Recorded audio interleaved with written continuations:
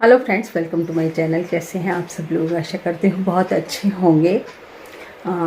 तो जो daily blog मैं आपको देती हूँ अपनी वीडियोस में, उसमें आज की वीडियो में है मॉर्निंग क्लीनिंग, हाउस क्लीनिंग, जो हम सभी औरतें करती हैं, घर की सफाई और तो बस वो ही दिखाऊंगी और उस चलते काम में मैं आपसे बातें करूंगी और कई बातें शेयर करूंगी। तो वीडियो को स्किप न कीजिएगा, पूरी देखिएगा। तो ये सुबह 6 बजे का वक्त है। मैं आ चुकी हूँ। जैसा कि आपको मालूम होगा, मैं अपनी बेटी के घर सोती हूँ और इस टाइम आ जाती हूँ। तो आपको दिखा रही हूँ बाहर का नज़ारा। और डेली तो मैं नहा के आ जाती हूँ, लेकिन आज मैं घर पे आके ही नहाई हूँ। और नहाकर बस मुझे नाश्ता तैयार करना है बेटे का, क्योंकि आज बहू चली गई है। 3-4 दिन की छुट्टी थी उसकी, तो आज वो चली गई। तो मुझे नाश्ता बनाना है और काफ़ी देर हो रही है नाश्ते मुझे। फिर भी एक बार मैं बालों को संवारती हूँ, क्योंकि ऐसे बिखरे हुए बाल या जो कि चेहरा हमारा उठा हुआ होता है या जो भी होता है, उसको पहले सेट कर लेना चाहिए। क्योंकि एकदम ऐसा चेहरा शायद किसी को अच्छा ना लगे, मुझे तो अच्छा नहीं लगता है। तो मैं हमेशा सुबह नहा के और थोड़ी सी सेट हो जाती हूँ। यहाँ पर मैं आ गई हूँ किचन में। और जैसा कि आप कई वीडियो में देखते होंगे कि मैं पहले स्लैब को साफ़ करती हूँ, क्योंकि रात को कॉकरोच, छिपकली, चूहिया सभी इसमें चलती हैं, तो कोई ना कोई गंदगी छोड़ जाती है। मुझे जल्दी से आज पराठा बनाना है, मेरा व्रत है और बेटे के लिए पराठा बनाना है, इसलिए मैं जल्दी काम कर रही हूँ, क्योंकि मैं लेट हो चुकी हूँ और 6:45 का टाइम हो चुका है ये। और 6:30 मैं उसको वैसे नाश्ता दे देती हूँ, लेकिन आज 6:45 बज चुकी हैं, इसलिए मैं फटाफट कर रही हूँ। और सुबह आपको मालूम ही होगा, मेरी जो वीडियो डेली देखते हैं उन्हें मालूम है कि मैं केवल दूध की चाय बनाती हूँ और नमक का पराठा बनाती हूँ। कई लोग मना करते हैं नमक के पराठे से, लेकिन बरसों से ही मैं नमक का पराठा बना रही हूँ, इसलिए मैं बनाती हूँ रोज़ ही नमक का पराठा चाय के साथ। उसी की आदत हमारी है। कितने भी बिस्किट हो या कोई भी चीज़ हो, हमें कोई चीज़ पसंद ही नहीं आती है, पराठे से ही हम लोग तृप्त होते हैं। तो चाय के साथ बन रहा है पराठा और उसके बाद मैं करूँगी पूरी घर की सफाई और उसके बाद ठाकुर जी की सेवा करूँगी, जो कई बार मैं आपको अपनी वीडियोज़ में दिखा चुकी हूँ। आज मैं केवल आपको जो सुबह हम लोग अपने घर की क्लीनिंग करते हैं वो दिखाऊंगी, और बस और कुछ भी नहीं दिखाऊंगी, आपसे बातें करूंगी। तो शुरू करेंगे अभी हम चाय पीने के बाद अपनी क्लीनिंग। पराठा बन चुका है और चाय भी बन रही है, और इसके बाद मैं अपने बेटे को चाय दूंगी, पराठा दूंगी और मैं खुद चाय लूँगी। आज मुझे केवल चाय लेनी है, क्योंकि मेरा व्रत है। तो मैं चाय पी रही हूँ और बेटे ने चाय पी ली है, नाश्ता कर लिया है और वो अपने रेडी होने के लिए कपड़े वपड़े बदलने गया है। मैंने चाय पी है और एमी मेरे पास ही आ जाती है, चाय पीती है तब वो भी मेरे साथ पराठा खाती है, लेकिन आज पराठा नहीं है तो वो चुपचाप सो गई है और मेरे पास ही मेरे पैरों के नीचे सो जाती है। जहाँ पर मैं बैठती हूँ वहाँ पर सो जाती है। तो अब करते हैं क्लीनिंग शुरू। तो क्लीनिंग और घर का काम है, इससे काफ़ी व्यायाम हो जाता है एक औरत का। और आप को बता दूं कि मैं 66वें साल में चल रही हूँ और मैं अभी तक ये सारे काम करती हूँ, क्योंकि मैं शुरू से करती आई हूँ।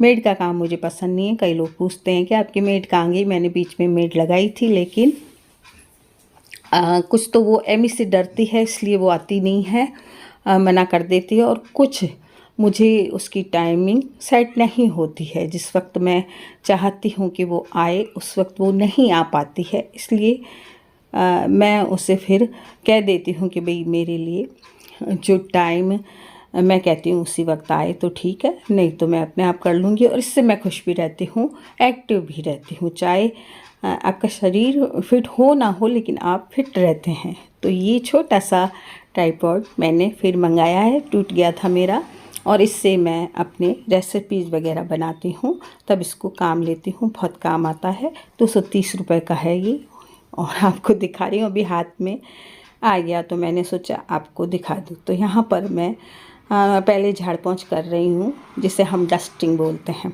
तो डस्टिंग से ही हमारा घर साफ़ लगता है। ये देखिए, अथक और क्षितिज लड़के होते हैं, वो घर को बिखेर देते हैं। वो कभी भी कपड़ों को ढंग से नहीं रखते हैं। तो इसको भी सेट कर रही हूँ। ये छोटा सा मेरा रूम है जो हमेशा बिखरा ही रहता है। कभी कोई चीज़ बच्चे फेंक जाते हैं, कभी कोई चीज़ फेंक जाते हैं। तो बस मेरी क्लीनिंग शुरू हो गई है। और मैंने जैसा कि आपको कहा कि झाड़ू पोछे और घर के काम से आपका बहुत व्यायाम हो जाता है और आप एक्टिव रहते हैं। यदि बीमार हैं तो आपको लगानी पड़ेगी मेड। यदि आप सही हैं तो आप खुद यदि घर के काम करती हैं तो आप फिट रहती हैं। और फिट रहने से हमारा शरीर बिल्कुल सही रहता है, चलता फिरता रहता है शरीर। इसलिए जितना हम बैठेंगे उतना ही हमें आलस आएगा। तो काम करते रहिए। तो अब दूसरी बात ये कहूँगी कि 3 सालों से जो हमारे जीवन में दुख आए, जैसा कि आपको कुछ लोगों को मालूम है, कुछ को नहीं मालूम है कि 3 साल होने का आए मेरे दामाद जी को गए और 8 महीने हो गए मेरे हस्बैंड को गए।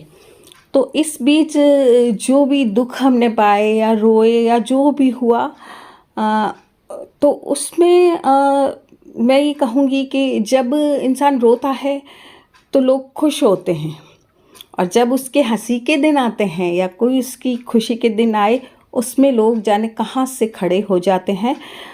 जब तक हम उनको नहीं दिखते, जब तक हम रोते रहते हैं जब तक। और जैसे ही हमारी खुशी आती है या खुशी के दिन आते हैं, उस वक्त लोग जाने कहाँ से उठ के आते हैं और कई तरह की बातें निकालते हैं। तो जब आप हमारे दुख के दिन थे तब आप लोग कहाँ थे? तब आप लोगों ने क्यों नहीं सोचा कि हमारे दुख के दिन है? जब हम कोई नया कदम उठा रहे हैं तो लोग जाने क्या क्या बोलने आ जाते हैं। तो मेरा तो कहना ये है कि कभी भी लोगों की बातों में नहीं आइए, अपने मन की करिए जो भगवान ने सोचा हुआ है। जिस तरह से एक माँ बाप अपने बच्चों के लिए पूरे जीवन की योजना बनाते हैं कि हम अपने बच्चे को ये बनाएंगे वो बनाएंगे, उसी तरह भगवान ने भी हमारे लिए बहुत सी योजनाएं बना रखी हैं।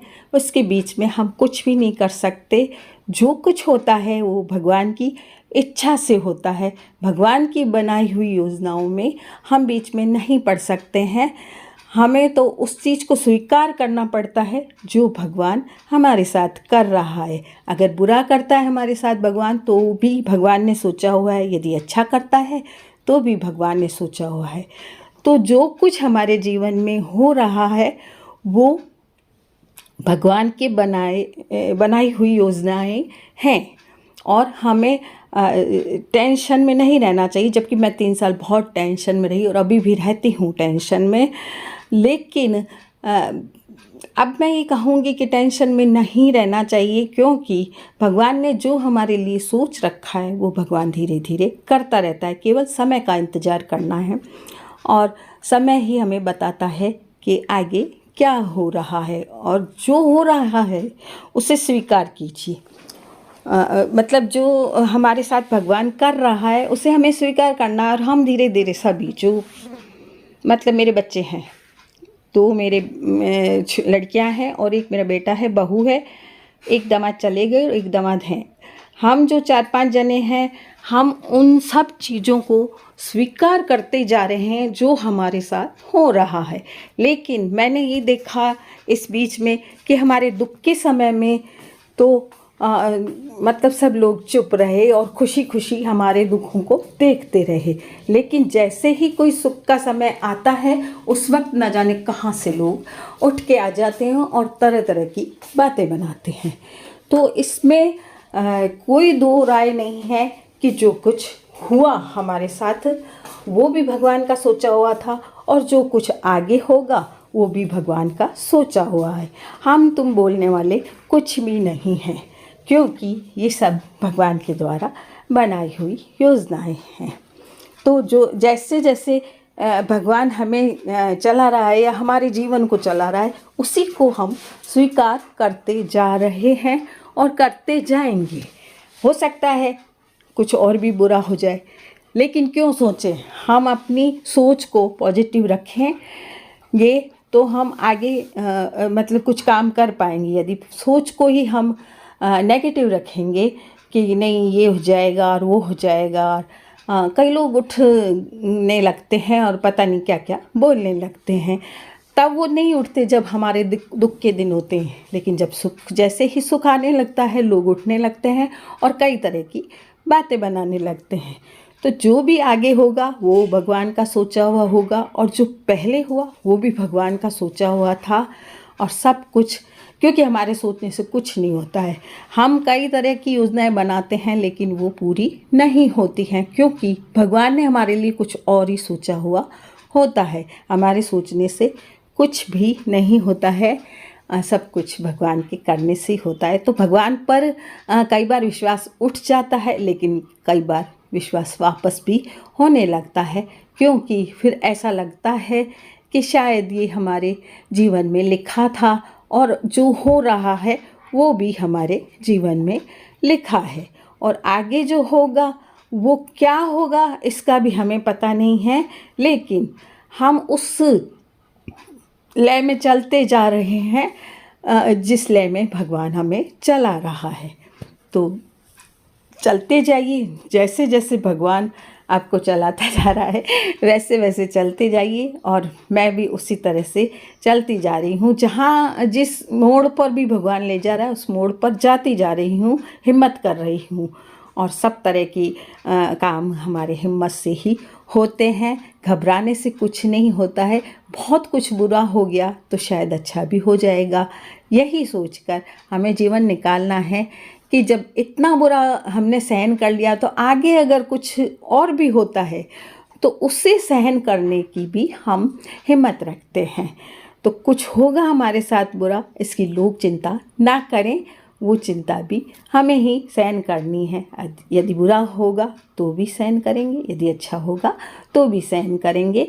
तो इसमें जो भी लोग हैं वो कुछ ना सोचें, वो टेंशन ना करें किसी बात का। जो हमारे साथ हुआ और जो हमारे साथ होगा उसको हमने अकेले ही सहन किया है, और आगे भी हम अकेले ही सहन करेंगे। तो मेरी घर की सारी सफाई होगी आपसे बातों में। और देखिए, जो सुबह की सफाई होती है वो हर गृहिणी करती है, और सफाई के बिना कोई काम शुरू नहीं होता है। भगवान की पूजा भी सफाई के बाद होती है, और हम पूजा भी नहाने के बाद करते हैं। तो हर चीज़ की सफाई ज़रूरी है। और देखिए, मेरे पूरे घर की सफाई हो गई है, और अब मैं भगवान को नहलाऊंगी। और आपसे भी मैंने अपने मन की बात कह दी। तो आज का वीडियो आपको कैसा लगा ज़रूर बताइएगा। सफाई करने के बाद मैं हाथों को साफ़ करती हूँ, और बस हाथ धो के और फिर आपसे 2 मिनट बात करूँगी और वीडियो का एंड करूँगी। तो बस अब मैं दोस्तों आपसे बात करती हूँ। आज की वीडियो कैसी लगी ज़रूर बताइएगा। अगर वीडियो अच्छी लगे तो मेरे चैनल को सब्सक्राइब ज़रूर कीजिएगा। सब्सक्राइब करने के लिए आपको एक बटन होता है वो दबाना पड़ेगा सब्सक्राइब का। पहले लाल बटन हुआ करता था, आजकल काला ही बटन है, उसे दबाना है। उसके बाद एक घंटी का बटन आएगा ऑल का, उसे दबाना है, जिससे मेरी सारी वीडियोज़ आपके पास आएंगी, नोटिफिकेशन आएगी आपके पास, और आप मेरी वीडियोज़ को देख पाएंगे। तो सब्सक्राइब कीजिए, लाइक कीजिए मेरी वीडियो को, और हो सके तो शेयर भी कीजिए।